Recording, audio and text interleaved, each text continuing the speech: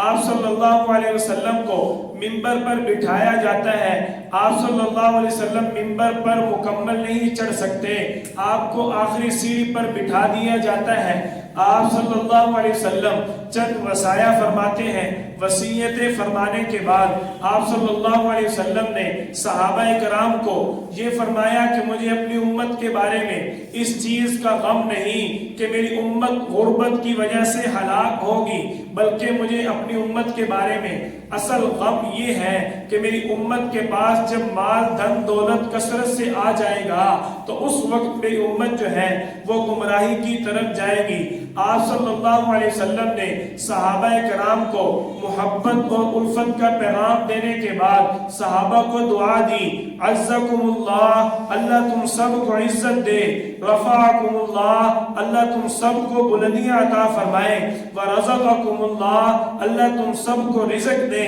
واقول لکم واودعکم السلام علیکم۔ صحابہ کرام فرماتے ہیں کہ جب آپ صلی اللہ علیہ وسلم نے واودعکم السلام علیکم کے الفاظ بیان فرمائے، ہمارے دلوں پر جو بیتی وہ الفاظ زبان پر نہیں آ سکتے کہ آپ صلی اللہ علیہ وسلم فرما رہے تھے اب میں تم سب کو الوداع کہتا ہوں اور اللہ کی طرف سے تم سب پر سلامتی ہو۔ آپ صلی اللہ علیہ وسلم نے فرمایا کہ میرا جنازہ اس کا امام کوئی نہیں بنے گا، کیونکہ امام الانبیاء تو آپ صلی اللہ علیہ وسلم خود ہیں۔ آپ صلی اللہ علیہ وسلم نے فرمایا کہ سب سے پہلے میرے گھر کے اندر جبریل علیہ السلام آئیں گے، مجھ پر درود پڑھیں گے، جس کو بعض علماء یہ نقل کرتے ہیں کہ یہی آپ صلی اللہ علیہ وسلم کے جنازے کی صورت اور کیفیت تھی کہ سب سے پہلے جبریل علیہ السلام آئیں گے، آپ صلی اللہ علیہ وسلم پر درود پاک پیش فرمائیں گے،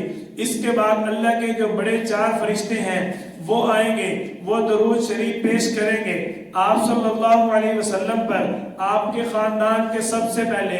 مرد داخل ہوں گے، آپ کے مکان میں داخل ہو کر آپ صلی اللہ علیہ وسلم پر درود شریف پڑھیں گے، اس کے بعد آپ کے خاندان کی عورتیں، اس کے بعد باقی صحابہ کرام داخل ہوں گے۔